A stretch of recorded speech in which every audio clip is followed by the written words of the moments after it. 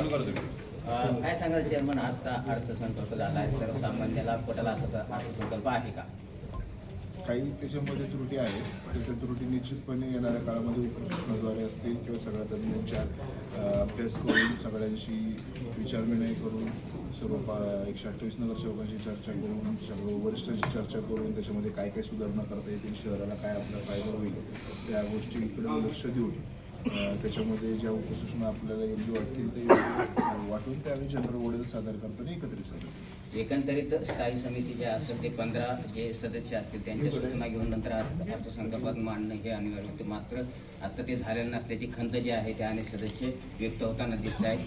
काय सांगाल? तसं नाही, अजूनपर्यंत आम्ही सर्व 16 सदस्य सभागृहामध्ये बसलेलो होतो. आम्हाला फक्त ते सादर केल्यानंतर आम्ही सर्वांनी मिळून तो डिसिजन घेतलेला आहे की 2-3 दिवस या पूर्ण अर्थसंकल्पावरती प्रॉपर अभ्यास करून तज्ज्ञांची माहिती घेऊन आम्हाला त्यातलं जेवढं प्रभागातल्या काही नागरिकांच्या समस्या ज्या भासतात आहेत त्याच्यावरती सोल्युशन कसं निघेल त्यासाठी जी कामं अपेक्षित आहेत ती कामं त्याच्यामध्ये उल्लेख करून आणि त्याच्यापैकी किती चालू असलेल्या तरतुदीमध्ये शक्य आहे याचा सगळा आढावा घेऊन आम्ही ते एकत्रितपणे सादर करतो. एकंदरीत 4 वर्षानंतर पुन्हा एकदा स्थायी समिती स्थापन झाली. शहरांचे लक्ष जे आहे स्थायी समितीवर आहे की आपल्या शहरांमध्ये चांगले कामे व्हावीत म्हणून एक चेअरमन म्हणून तुम्ही शहराचे जे काही त्यांचे स्वप्न जे आहेत की हे व्हायला पाहिजे ते पूर्ण होतील का? कसा अर्थसंकल्प असणार आहे?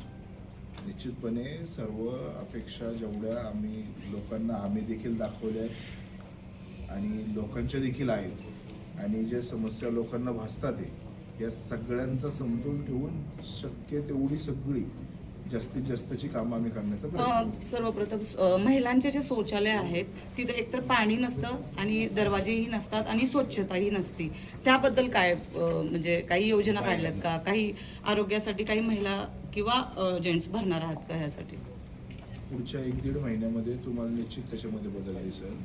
ज्या ज्या ठिकाणी आता आम्हाला देखील काही गोष्टी भासत होत्या की काही गार्डन्स असतील, सकाळी लोक मॉर्निंग वॉकला जातात, काही महिला बघितल्या जातात, त्या ठिकाणी त्या टॉयलेट्सला प्रॉब्लेम्स होते किंवा ज्या ठिकाणी कर्मचाऱ्यांचा अभाव असेल त्याच्यासाठी काही प्रॉब्लेम असतं, काही ठिकाणी महिला कर्मचाऱ्यांची आवश्यकता असेल तर तो अभाव जर असेल, काही ठिकाणी पाण्याची व्यवस्था त्या ठिकाणी नीट नसेल, तुम्ही सांगितल्याप्रमाणे दरवाजाची व्यवस्था किंवा लाईट्सची व्यवस्था पहाटेच्या वेळ असते त्या टायमिंगला लाईट्स नसतील, या ज्या ज्या समस्या आम्हाला जाणवतात तर ते निश्चितपणे आम्ही ते सॉल्व्ह करू आणि तिथले स्थानिक नगरसेवकाकडून त्याचा आढावा घेऊ की बाबा तुमच्या प्रभागामध्ये अशा काही ज्या ज्या अडचणी वाचतात त्या तुम्ही आमच्यापर्यंत कळवाव्या आणि आम्ही सर्व मिळून त्या विभागाच्या अधिकाऱ्यांचा फॉलोअप घेऊन ते सॉल्व्ह करू. अध्यक्ष, एकंदरीत पाहिल्यानंतर पिंपरी चिंचवड शहरामध्ये दिव्यांग कल्याणकारी योजना राबवली.